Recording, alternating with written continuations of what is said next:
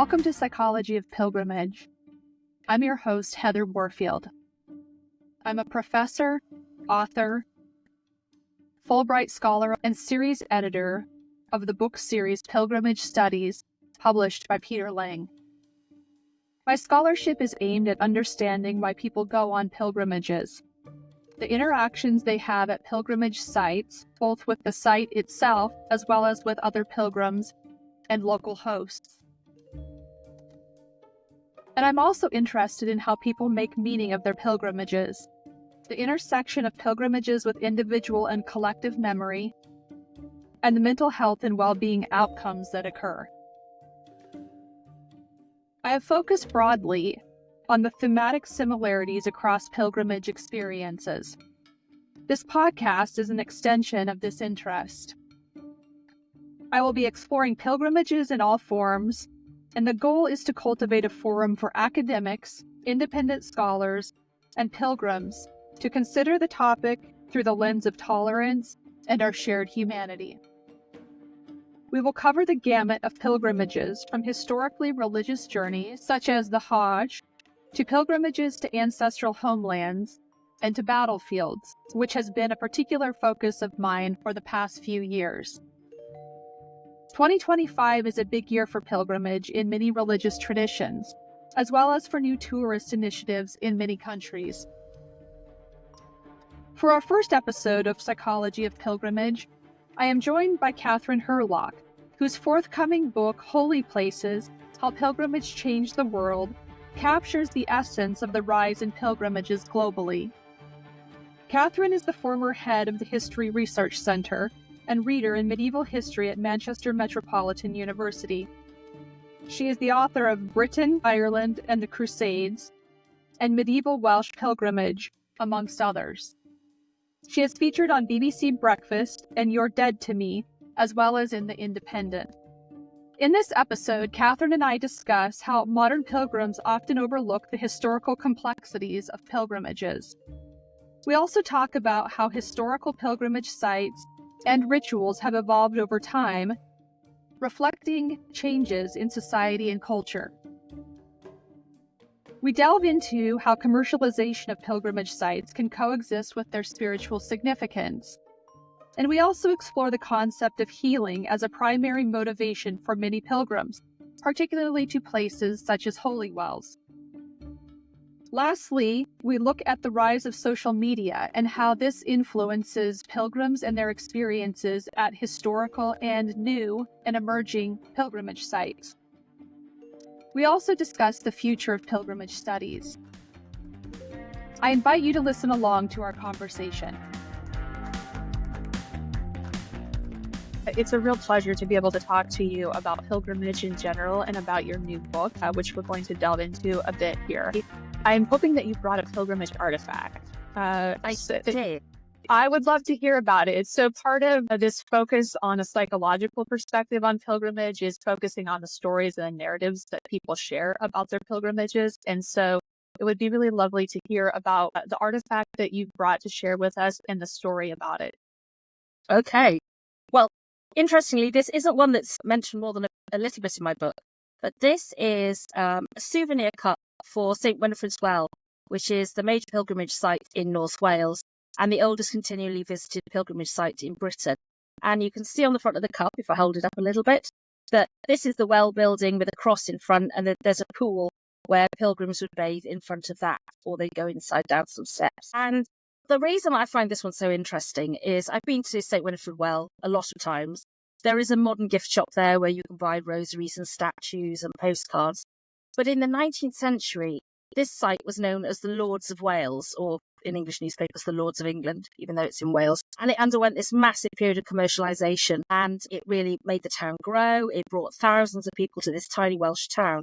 Really, it's about the fact that although now we think of pilgrimage, or lots of people think of pilgrimage as a spiritual journey, a time to take time out, in the 19th century, when this pilgrimage was really being revived, it was, a religious event. People went there for healing, but there was also a real element of tourism to it, and people wanted souvenirs like this. They also obviously got little bottles of water like this. I've got lots of those. And so it shows that commercialisation and pilgrimage, they sat side by side for the people who went on pilgrimage, even though some people were quite critical, particularly because this was a Catholic pilgrimage site in a non-Catholic country. So people like to criticise things about it, like commercialization. The shrine custodian at the time, a man called Friar Beauclerc, he was described as the Barnum of Holywell after the theatre impresario T.P. Barnum, because he put on a good show and people thought it was all a bit much. But yes, so while we think of it as calm and spiritual, it definitely wasn't when they were promoting it like that.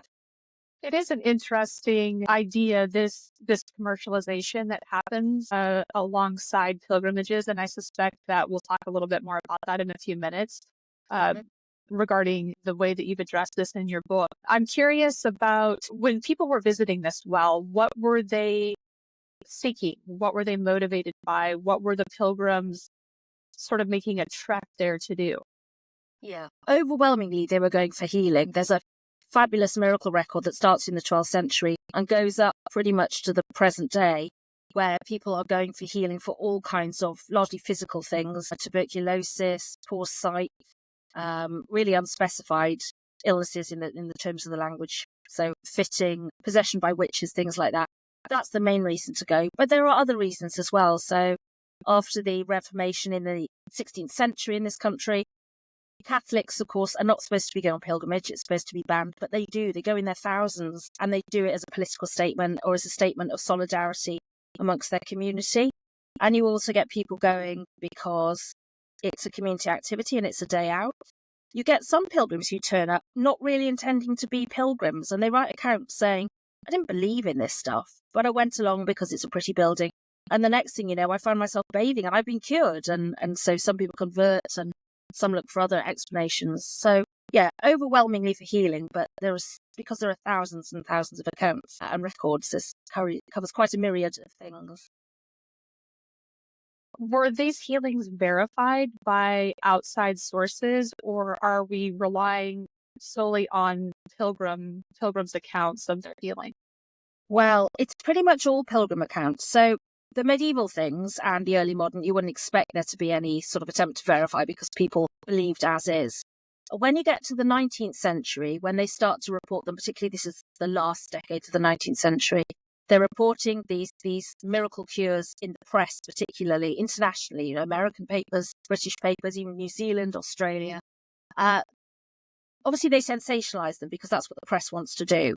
And so the church as an institution, that the Catholics who are in charge of the well are more circumspect. They say, we haven't investigated these, we're going to just call them cures, because they're not miracles, because nobody has actually verified them. And what people would do is they would write into the shrine and say, I've been cured of this, and here's a letter from my doctor to say he saw me 6 months ago and I was ill and now I'm not. And so there was quite a lot of that. And there was quite a bit of debate in the medical community. And in the 1890s, somebody suggested actually that they should keep a record of all the cures, that they should set up something like the Lord's Medical Bureau. And that rumbled on until about the 90s. And the Shrine Archive even has a questionnaire that you can give to pilgrims to see what was wrong with them, how they were cured, and what evidence they've got. But it never took off. So, no, never verified, never investigated. And it's probably a bit late now. It's a site sort of growing again as there's this growing interest in pilgrimages, particularly in England and Wales and Ireland. Do you see that people are flocking back to the well? People certainly are more aware of it because it comes early on in the North Wales Pilgrim Way, which starts just down the road from the well, goes along the North Wales coast all the way to the island of Bardsey. But not a great deal is made of the site itself, as it's not the destination and it's not the start point either, but people are more aware of it. They tend to come on large annual organised pilgrimages, and the Bishop of the Diocese is very interested in promoting them. So yeah, there's definitely an uptake, but it still doesn't quite have the status of some of the ones that have Caminoized themselves and sold themselves as historic walking pilgrimages, because this one, as far as I can tell, wasn't. And what about the water that's coming from the well? Is this sold? Are people still seeking to fill bottles with it and take it away, or has that practice subsided? No, that practice is still very much going. So you can buy these little plastic bottles, just like the type you get in any shrine. And inside the well, there is a pump handle, and you can fill them up, take as much away as you want. It does say, please don't take from the well itself because it's been chlorinated because people enter the well. What's interesting is that in 1917, mining in the area meant the well's water supply suddenly collapsed overnight. This is in January 1917. And until September of that year, the well was completely dry, and everyone was worried what this would mean for the town, for pilgrims. And it was sorted out when the council reinstated a water supply coming from a different source. So there was then debate about whether or not it is the same water and whether or not it can still heal and whether or not it's still holy. It doesn't seem to have put most people off, but you do occasionally get comments like, but this is council water or this is chlorinated water. Surely it's not holy. But you can tell by the sheer number of bottles they sell in the shop that people must still take it away in large quantities. Do people ingest it or apply it topically on the body, or is it just merely meant to be kept as a souvenir? It's a bit of everything. Really what they want to do is bathe in the water, which is freezing cold, and they perform certain activities in the exterior pool. When they take it away, or when they order it by mail, which was really popular at the end of the 19th century, it tends to be that they're drinking or bathing with it. That's far more common. There used to be, before the water dried up and then before it was chlorinated, there were also stones covered in red marks that people could take out of the well. It was a kind of moss growing on them, and moss itself that was known as St. Winifred's hair. And people used to collect that and apply it to things like poultices or put the stones in their mouths to cure things. That would work. It's very much about touching the water and the natural relics, I suppose. Are there any accounts of healing that occurred as a result of removing the stones and putting them in the mouth or touching them or even the water or the moss after it has been removed from the well? Yes, absolutely. One of the great records we've got is a 17th century collection of cures written down in 1674. And one of the earliest ones in that refers to a man who heard about the well before he ever went there. And he was given a stone that someone had taken away from the well. And he put it into his mouth because he had what was probably cancer of the tongue. And that was believed to have cured him. And he subsequently went on a pilgrimage of thanks. So we do have examples of that. And there are still small pieces of moss. There's one kept at the Wells Museum and also Dorset Archives. There's a letter somebody sent in the 19th century. There's still got a bit of moss wrapped up in paper saying, I'm sending you this moss because I hear you've been ill. And if you apply it, you'll get better. So absolutely. It's fascinating to imagine that these natural elements from the well are still believed to have some type of healing power over time, that the power is not diminished with the passage of time. It is, isn't it? You'd think that distance from the site might have diminished it, or the fact that the moss dries up, that the marks on the stones must diminish because the natural because the natural mosses and plants that have made them dry out and die off, but it doesn't seem to deter people at all. They still count them as contact relics. And they were very popular. Some of the references in Shakespeare and in various plays of the 17th and 18th century that refer to St. Winifred as well, sometimes only obliquely, they tend to point out the moss and stones. So it's very well known, far better than now. To transition into talking about your book, and I'm curious, you did not include this well in the book. Is it because that it's so familiar that there was not a need to provide more information about it? No, not at all. That's because it's getting a book of its own. So it has an entirely separate book. Yeah. Oh, okay, it is. Here's the teaser for the book. The teaser. So it's the one I know absolutely inside out, and there's this amazing archive no one's used. It gets some references in passing in this book because there are lots of parallels, but I almost couldn't condense down what I have for a chapter in a book that talks about lots of places because it would have gone so out of whack. That's why I left it out. So that's something else. Before I move on, actually, my curiosity is piqued around how the well was viewed after the First World War. Was there a focus on healing particular to military veterans, or was that irrelevant? I know you talked about the mine collapse and there was this controversy around whether the water was still holy, whether it was consecrated. Was this engaged at all by pilgrims that were also military veterans?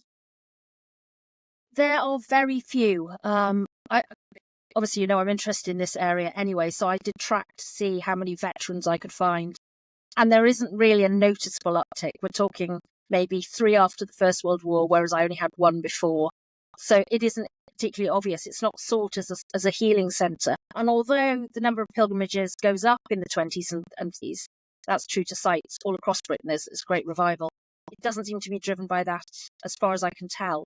It's interesting that it isn't, because, you get the great pilgrimage from Liverpool of a man called Jack Trainer, who's a veteran, and he goes to Lourdes and is cured, and there's great interest in that. Holywell is only over the river, really, and over the Wirral Peninsula from Liverpool. It attracts loads of pilgrims from Liverpool throughout the 19th and 20th century, and yet they don't seem to equate one with the other, and they don't go there instead, or at least as far as I've ever seen. So, tragically not. I was hoping that there'd be more. No, maybe you'll find some account. It is interesting, Okay. the movement of people and what was considered holy during this time, and yeah, it would be interesting to have a better understanding of why certain places popped up, certain healing centers became prominent, and others were more diminished.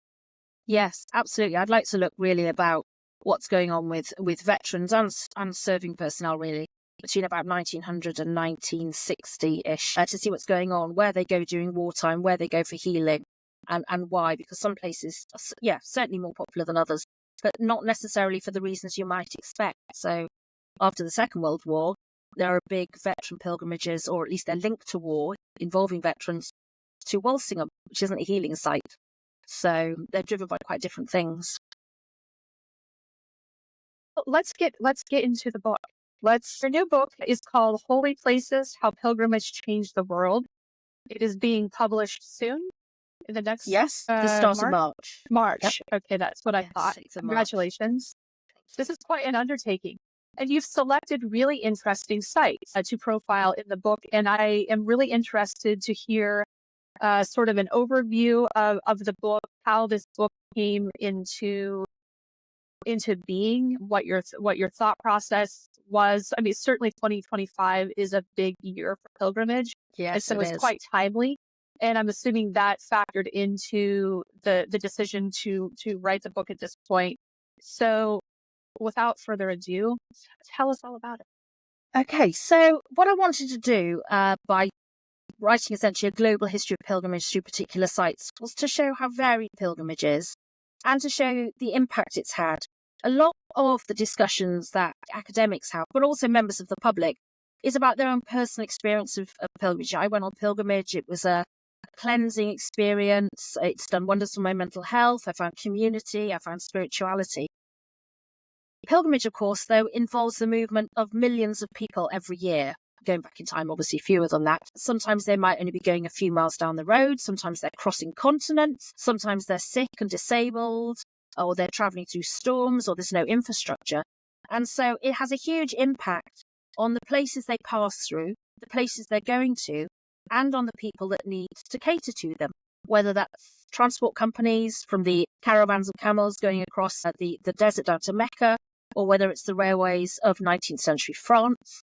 You've also got the entire origins of the tourism networks, which play a big role in international pilgrimage, including Thomas Cook, who were very important for doing that in the 19th century. And you also get states becoming involved, because rulers need to ensure that their people can engage in religious practices that are important to them, whether it's the annual Hajj to Mecca, whether it's being able to get down cheaply and easily from Constantinople to Jerusalem, for example.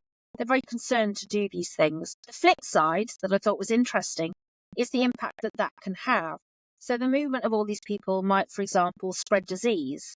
And you do find examples of cholera outbreaks. I mean, I started really working on this during the COVID pandemic. So I was very conscious of the fact that suddenly people couldn't go on pilgrimage, and that when they did want to go, what that might mean for health and the spread of illness. And I'm also interested in the why of why people go. I'm always interested in motives. And so I've already mentioned people go for healing and for spiritual reasons. And of course, those are often the main drivers. But you also get people going to pilgrimage sites around the world, particularly if they are rulers, because it's politically important for them to show that they've been and that they have spiritual approval of whichever god it is that they're trying to appease. Or they might create pilgrimage sites, acquiring relics, building shrines, things like that, because they want to show that they have control over people's religious practices. So they're directing pilgrimage. People doing the pilgrimage might not realize that's what's happening, but it is. And you also get pilgrimages that are about resistance. People who go to particular sites, like Bear Boot in America, or like Ratana Pa in New Zealand, and Sainte Marie de la Mer in the southern France, which are really about minority identities coming together, whether it's Native Americans and Maori in New Zealand or the Gypsy culture in Europe. And they're trying to talk about how they are very much united by this common endeavour. The political motivation is very interesting to me. It's also quite timely. We have seen this occur with the Russian leader who went on a series of pilgrimages, sort of concurrent to the invasion in Ukraine.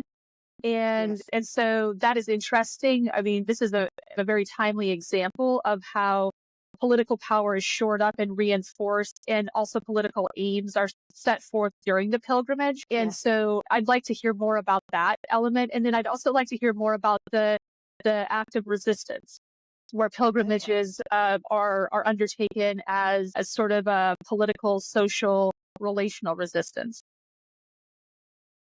Well, in terms of political power, perhaps in the modern era, people don't think of pilgrimages as being politicized in this way. But as you rightly say, this is happening very recently in Russia. And it's a tradition that stretches right back. So the book I've written starts with a chapter on Taishan, which is a mountain in China, which is still very much a pilgrimage destination. But for the time of imperial rule, it is visited by China's emperors as a way of conducting religious ritual and showing that they are worthy to rule in China across, obviously, an increasing area of land. And some emperors go early on in their reigns to establish themselves, but occasionally you'll get some that are a bit more hesitant. So Emperor Gaozong in the 7th century, he didn't go on pilgrimage for quite a long time after he became emperor because he didn't think he deserved the honour. That's how he put it. It was actually his wife, Empress Wu, who was really very much the power behind the throne. She was the only woman in China ever to be called emperor. She insisted that he go, and they set off on this amazing, huge pilgrimage accompanied by a train of followers, apparently 60 miles long, and went across China to this mountain with wagons, with soldiers, as a sign of power. And they conducted these rituals where they made offerings on the mountain to show that he should be in charge and that he absolutely had the right to rule. So you get that kind of activity somewhere, 7th century China. You also, if you turn to New Zealand and you look at Ratana Pa, this is a small farm on the North Island where a Maori leader, or he was just a farmer, just around the second decade of the 20th century, he had a vision and he then suddenly became a healer and people flocked to him, particularly from the Maori community. But it was all very much wrapped up in politics because it wasn't too long after he'd started healing people, about a decade, that he stopped and instead turned his attention to politics. And it was all about supporting his new church and supporting Ratana Pa and getting MPs that would represent the Maoris into New Zealand Parliament. Now, you might think that's not relevant anymore because he died in the middle of the 20th century. But if you look at any recent newspapers, on the 25th of January every year, the political season kicks off in New Zealand with a pilgrimage to Ratana Pa by aspiring or existing MPs who want political support. And actually, I think the previous Prime Minister's last public act was a pilgrimage to Ratana Pa, even though not Maori, not her faith, but it's very important politically. So these are the sort of high status things where people are showing either that they're accepted or that they support a group, in the case of the Maori, or that, they just have the power to do it. Being able to whip and set out with a train miles and miles long just shows how powerful you are. On the other side, you've got the people who don't really have much power, and at Ratana Pa, those are the Maori themselves. But if you turn to America and you look at Bear Boot, which is a former sort of volcanic mountain on the edge of the Black Hills in South Dakota, and this has been for centuries, back into a past that isn't documented, a holy place for various Native American tribes. And obviously that was not an issue. They could go there, they could perform various rituals like sweat lodge rituals, and they could receive messages from the Creator without interruption. Then the white Westerners arrived, and over the course of the 19th century, they increasingly limited access to it, and in the 20th century, started to not abuse or deface it, but they turned it into a national park. They put footpaths in. And so what the Native Americans found is that when they were going on pilgrimage, for them, suddenly there was a pay and display car park. There were tourists staring at them over the bushes while they conducted their religious rituals. And they complained and said, we don't come in and take pictures of you while you're in a church service, so why are you doing this to us? And there were court cases between the Native Americans and the state, and it was all wrapped up in laws about religious freedoms from Native Americans because they were being sidelined and freedoms weren't being applied to them. So being able to even go on pilgrimage, particularly when they weren't allowed to because they were supposed to stay on reservations, was a real sign of defiance for the Native Americans, at the same time as white control of it really curtailed their freedoms and their ability to conduct what they felt was spiritually important. And you get something similar in the south of France with gypsy pilgrims to a shrine at Saint-Marie de la Mer. There's a Catholic shrine in that church, in the upstairs of the two Maries, but in the basement, there's a shrine, or in the crypt rather, there's a shrine to Saint Sarah, who is known as the Gypsy Saint. And their processional feast days run one after the other. So it's where all gypsies converge for a huge pilgrimage. Gypsies, Romanese, travellers, I'm using it as a collective term, every summer, and they process down to the beach. And the reason it's so important for a minority group, because in that area they were put in camps in the Second World War, for example, is because these are an itinerant people, and it's one of the few times they all come together. And so they use the pilgrimage as an opportunity to forge business deals, to conduct engagements and marriages and christenings, and even things like play music. So the famous gypsy band, Gypsy Kings, they met around the sort of fires of the pilgrimage to Saint-Marie, and that's how they formed. So it's religiously, politically, culturally, and socially very important to them to be able to go on that pilgrimage. What would you say to this idea that there is an inherent tension in pilgrimages? There are competing stakeholders, there are competing narratives. There are some who would like to think that pilgrimages are an entirely spiritual, holy endeavor. And what you're describing is much more complex. With the narratives almost being subterranean and secondary to this grand narrative that these quests are something holy. I think what you tend to find is now modern pilgrims and people looking at pilgrimage, they tend to refer to historic pilgrimage. This is how it's always been done. These have always been spiritual journeys, and now they're becoming corrupted or politicized. But that is complete nonsense. These journeys have always had multiple meanings. They've always involved some politics or social relationships, family relationships. They've overlapped in lots of different ways. If you found a shrine in the 12th century in Europe and you surveyed everybody who went to it, they'd all give you a slightly different reason, or more than one reason, because the chance of somebody going just for one motive, it's not going to always be the case. When Lourdes really takes off in the 19th century, it's massively criticised for commercialization, as it is now. It's most recently, being called the Disneyland of France because of the theme park element. That's because you can buy souvenirs. You can do that at medieval pilgrimage sites. And you can say, well, that's commercialization. That's not very spiritual. But people want to take things away. They want to remember spiritual experiences when they get home. So those tensions have always existed. And you still get people who adamantly refuse to believe that is the case. And they will say, pilgrimage is spiritual. It's pure. You have to, for example, walk. You should do it this way, that way, or the other way. Why? Who came up with those rules? I mean, quite often people refer to the sort of premier walking pilgrimage in Europe is the Camino de Santiago. And everybody talks about walking across Spain, getting your passport stamped, getting your Compostela when you get to the end. Great. It's a modern reinvention when it became commercialized or touristified, I suppose, in the 90s. the Great Pilgrimage book that sets out doing that pilgrimage in the 12th century, it says walk some bits, but ride on a horse for other bits because this bit isn't worth walking or it's too dangerous. So they weren't purists about it. So I don't know why people are now. And something I'd like to do actually is write a book about how you travel on pilgrimage and how it's not how people think. So yes, there are those tensions.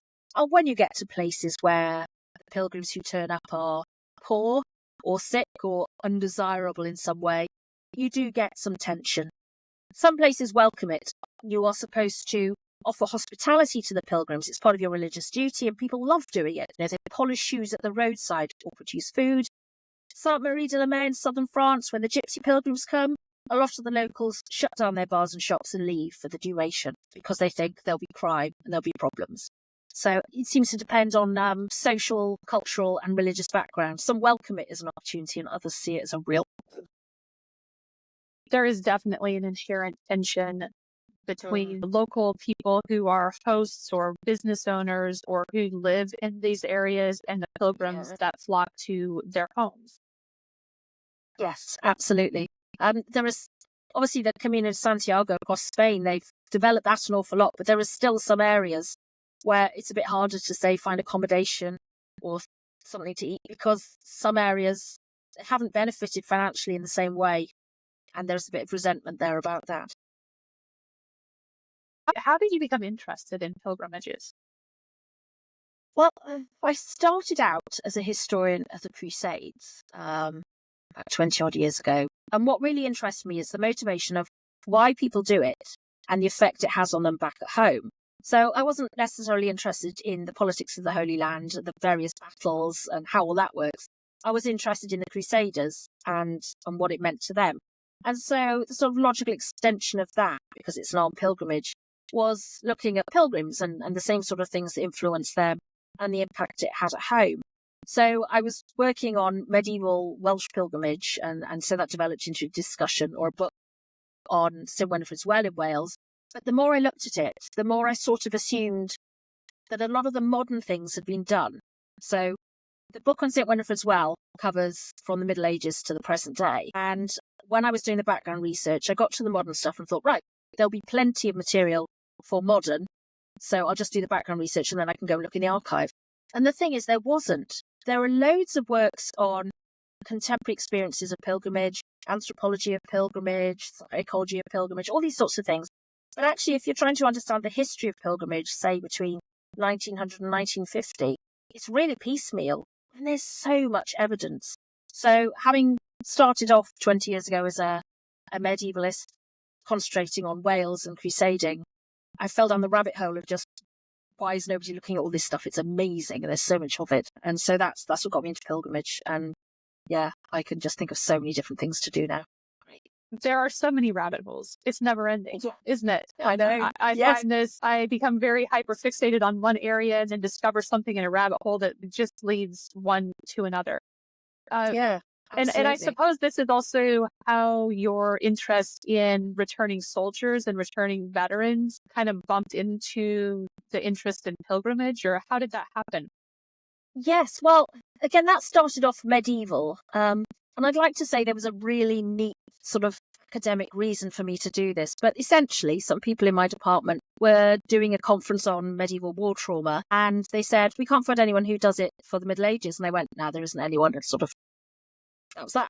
And then they sort of just stared at me for quite a bit. And I went, I'll see if I can come up with something. So then I was looking at sort of combat trauma and the effects of war in the Middle Ages, which is another book. And one of the things that they quite often do is when people come back from military campaigns, they might go on a pilgrimage or they go beforehand, or they might find a monastery. So there was a religious link there. And then I just started to look more modern just to see what there was, because I thought, well, maybe there are parallels, and realized again, there was plenty of evidence, but nobody was looking at any of it. And it roughly coincided with the period when my husband, who is a veteran, decided to walk the Camino. And so we were looking quite a bit at the histories of that and the various programs they've got now, like Warriors to Lords. And so it's like the personal and the academic coincided on that one. Yeah. And stirred my interest. Can you give a couple of examples of the types of pilgrimages that soldiers returning from war the types of pilgrimages that they went on during the Middle Ages, these medieval pilgrims? We don't have great detail about them. They tend to be pilgrimages of thanks. So they might go on a pilgrimage to a site they already know, of a family monastery or a local shrine. And it doesn't say a great deal, as in they were troubled, so they went on pilgrimage, nothing like that. But you can read between the lines and you can see that that's what happened. Sometimes it will say they're giving thanks for coming home, but nothing more explicit than that, sadly, because the idea of veterancy isn't something that really exists in the Middle Ages, because the knightly class is always the knightly class. They'll be off to do something else again, I suppose. So it's not the same as it is in a modern context. What was there a more formal type of, even if it wasn't a pilgrimage per se, are there examples of formalized rituals or rites of passage at local shrines that seem to be kind of consistent across communities? Not as far as we know, I don't think. A colleague of mine is actually really interested in rituals at shrines. It's something he wants to work on. So if we're looking at medieval things, the only things we've really got are where you get miracle accounts, and they might talk about what people do when they get to a shrine, largely that they want to get close to the relics of the saint that they've been to visit. So you get them praying, or sort of, you've seen shrines with those holes in them where you can insert body parts or crawl in, things like that. But we don't get nearly as much information on ritual as you might think. To go back, again to St. Winifred's Well, one of the things I tried to trace was ritual, because in the medieval hagiography, it says that St. Winifred's confessor and uncle, St. Bino, made a promise to her that anyone who appeals to her 3 times will receive an answer, and if not, then they just have to deal with it, basically. And that's all it really says, anyone who appeals to her 3 times. This was taken to mean visits her 3 times on pilgrimage. It's not actually what he said. And this morphs over time. 3 pilgrimages, 3 dips in the well, 3 circuits of the well. The 3 is obviously very important, but people interpret it differently, to the extent that the custodians have to say, you don't have to follow a ritual. It is not required. But you go and stand there now and watch people, and they all do it. So we don't really have it for the Middle Ages. They're really sketchy. And even where we do have it, people can't actually agree on what it is, but they all think they know, and they all think they know why they're doing something. In the cases I've looked at, not necessarily. Other places perhaps a bit more. So some of the sites I've looked at globally, like in Karbala in Iraq, the soil around the martyr's grave, Hussein's grave, is considered sacred. So you understand why everyone's going up to that and taking it away. But in lots of places, unfortunately not. I think they're making up their rituals. As long as they mean Certainly something, I the suppose. natural elements are important, aren't they? The water, Yeah. soil, moss, the stones. I'm definitely very interested in that in this site that I have been researching in Bella Wood, and this fountain that has emerged as a very important shrine for people who are in the Marine Corps. And the elements are very important. And it's interesting to watch this evolve in real time, literally almost definitely year to year, but in some cases from month to month, there are changes in the rituals that are happening. Is that because of seasonal changes? So you might be able to take a plant one month, not the next. Things like that. It's more has to do with what is being left at the fountain. Okay. So uniform insignia are now being left pinned into the stone, which is a new development. And the last time I was there, I happened to see this, and it was very remarkable, because up to this point, there weren't a lot of artifacts or identifying markers left at the shrine, but now this is starting to be a trend. So that's interesting. Yeah, you do get sites. So Winifred as well, where they leave crutches and medical devices, and they get cleared away in the middle of the 20th century because they've all gone a bit. They've kept some in the museum, but that practice didn't disappear. You can still find people hanging rosaries and things on the railings, but habits change. And I wonder how much of it is people go there and see something someone else has done and copy that for a while, and then someone comes up with something different. Yeah. And social media is very important, because people are posting photos of themselves or of in this case the fountain or other places, and so then people want to emulate that. They think this is what pilgrims do, and so the rituals are happening and kind of evolving very quickly. And I think it has to do with this idea of being seen on social media, and then the next person in line wants to do the same thing that they saw, others do. It's the idea of, again, of doing it properly, whatever that Yes, means. exactly. Yeah. Yes. There is no rule book, and yet everybody thinks there is. It's amazing. Well, I think this is our internal drive towards religious structure. Even if we don't sort of set out to say, I'm doing this for religious reasons, I think there's something deep in our psyche that wants to be a part of a structure, and we want to do it right and get it right and make sure that we are, sort of doing it right, doing it correctly. Following the rules. And also, we know that these people went on this pilgrimage and they, let's say, were healed and they did this thing. So if I do the same thing, it's got to work exactly for me. Right. Yeah, Yes. It's action and reward. Yeah. So where do you've been doing this a couple decades now, where do you see pilgrimage studies of?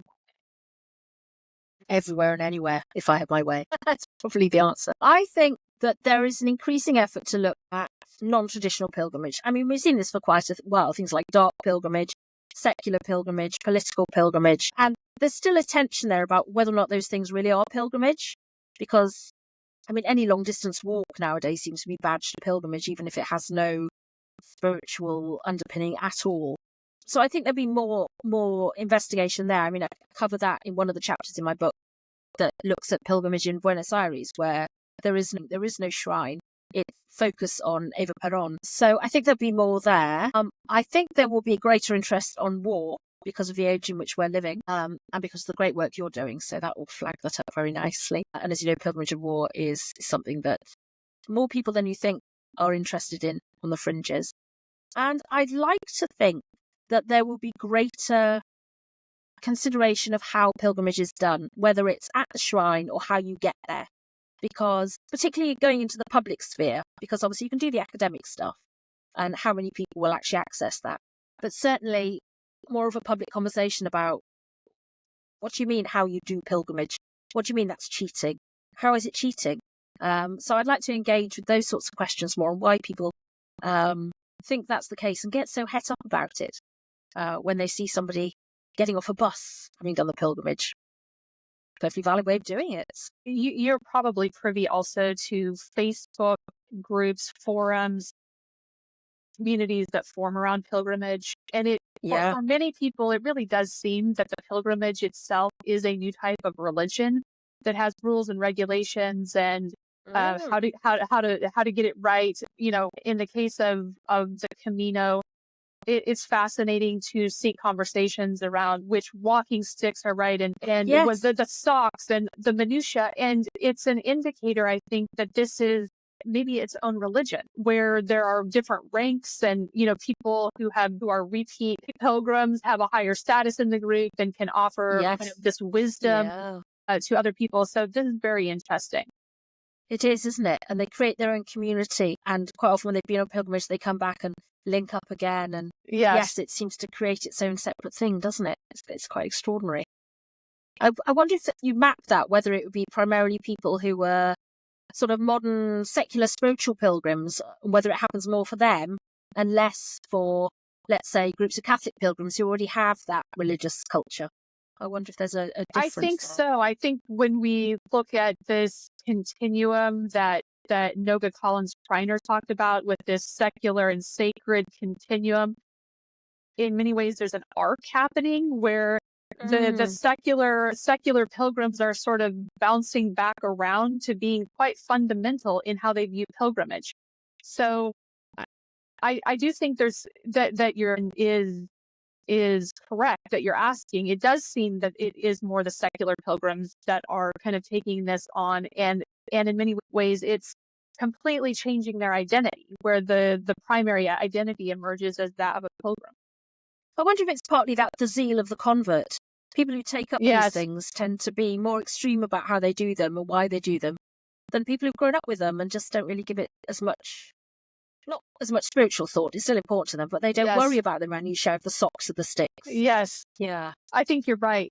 I'm also really interested to hear your perspective on what seems from across the Atlantic when I look at pilgrimages in the British context, it just seems to be exploding. And what is that? Why is that happening? That is a really good question. Why is that happening? Because obviously for centuries we didn't have or shouldn't have had a pilgrimage tradition, though we did. And it starts to really pick up in the second half of the 19th century and then into the 20th century, where Anglicans also take on pilgrimage for a variety of reasons. And then the last few decades, interest, I suppose, in well-being, particularly mental well-being, mental health, taking time out for yourself. A lot of that has become very important. We've had far more long-distance walking routes regenerated. We had long-distance ones in Britain that we'd always had, like the Offa's Dyke and Hadrian's Wall. But there seem to be constantly launches of new ways and caminos where historically there is no pilgrimage route, but people have joined up churches. I think it's partly perhaps a reaction against, this is such a sweeping generalisation, a reaction against modernisation and the fact that we're all sitting at desks in offices and people want to get out and they want a reason to justify doing that. They can't say I'm going for a walk, so they may, if you were doing a pilgrimage, it has more meaning and there's more purpose behind it. So that might be part of it. It might be easier facilitation because these routes are being made, so people can join them and they can, engage in an activity that others are engaging in. So some sort of sense of community. And I suppose more broadly, it is the long-term influence of things like the Camino. As soon as that was adopted as a cultural route by the EU in the 80s and promoted, it picked up. Actually, it took a few years. But by the end of the 20th century, it was massive. Hundreds of thousands went every year. And until then, a couple of hundred had gone. So dribs and drabs. And I think that's had a real impact, not just in Britain, but everywhere. The Shikoku on the island in Japan, they want a Camino there. So I think it's a combination of people's desire to get out and away from the modern world and work and screens, coupled with the fact that it sounds more meaningful than just I'm going out for a walk. And it gives them a sense of purpose more than anything. It's got far more sort of value to it. Even though essentially, if you're not religious, it's pretty much the same thing. There is something, though, very particular about using the word. I recall about 10 years ago, I interviewed a man who had gone on a 2-week pilgrimage. And he told me it was the first time in his work life that he didn't feel guilty about not responding to email. He said, he told his colleagues and his manager ahead of time, I'm going to be gone for 2 weeks and I'm going on a pilgrimage. And he said it was simply saying this, it was so free that there was an understanding in his place of employment that he would be off the grid for 2 weeks with absolutely no expectation that he would check his email. And it's interesting because we can take time off of work or we can go on a holiday, but there's something psychologically for many people that they still feel tethered to their places of employment. And so I thought that was interesting. It really kind of sheds light on this idea that it really is a sacred journey. And it doesn't really matter what the parameters are around it, but simply saying the word is an indicator to other people that I'm out. I am not reachable for 2 weeks or 3 weeks or 1 day or 5 hours. And it gives them permission to not feel guilty about it because they're not saying, I'm out for 2 weeks lying on the beach. I'm doing something that really matters. Yes. And so please don't interrupt me. Yeah. Yes. Very different. I have a question about this idea of pilgrimage studies. Yes. Where we're maybe appropriately existing in this liminal space where many people, many scholars are sort of coming from different disciplines. And I think historically this has been important. And yet it seems that we are forging some path forward as our own discipline, because I think we do see it's almost like we have come to a place where we're seeing the academic disciplines through the lens of pilgrimage. And I'm wondering, are we reaching a point where this is going to be formalized? Will going forward, will we have sort of our own space rather than it being kind of a style, like we study pilgrimage, but it's, within medieval studies or within history or anthropology? Will we be able to be sort of fully identified in our own academic home? Yeah, that's interesting because it can be quite disjointed and peripheral to some things. And then you'll get a cluster around a particular discipline like anthropology where They seem to have coalesced really well together. Will we get our own space? I think there was a Centre for Pilgrimage Studies at York University, so something kind of coalesced around that, but it then sort of became a broader Christian centre, even though the Pilgrimage Centre still notionally exists. I think it would probably, a step forward in that direction would be if we had a clear body, society, learning something or another. So there are certainly networks around anthropology, and then the historians will be involved in whatever their history societies are, whether it's period or theme specific. But there is no society for the study of pilgrimage. And yet that would bring us together and give us a more coherence, share ideas, and make us more visible. And I think until we start to do something like that, then we're always going to be a bit here and a bit there, and nobody quite knows where we sit. Does that make sense?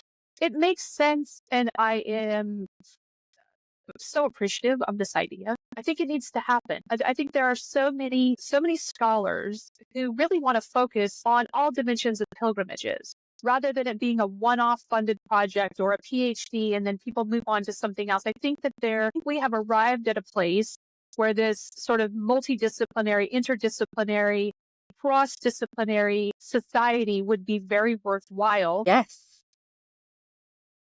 Yeah. And I also think that it would, from a structural standpoint, be a wonderful way to collaborate. We can still all have sort of our disciplinary kind of main home base, but I do think that it would be wonderful to be able to pour effort and intention into pilgrimage studies from a formal perspective, where those of us who are so passionate about it get to do this all the time, rather than it being kind of as I said, a one-off project or a one-off book where we're always saying, hey, this matters. Pilgrimages matter. Yes. They're important. I really appreciate you being here as the first guest on Psychology of Pilgrimage. No, thank you for having me. It's been absolutely great. I could talk to you for hours. And we probably will have time to talk for hours, and I look forward to more conversations where our paths are overlapping in the near future. Absolutely. Thank you, Heather. Yeah, bye.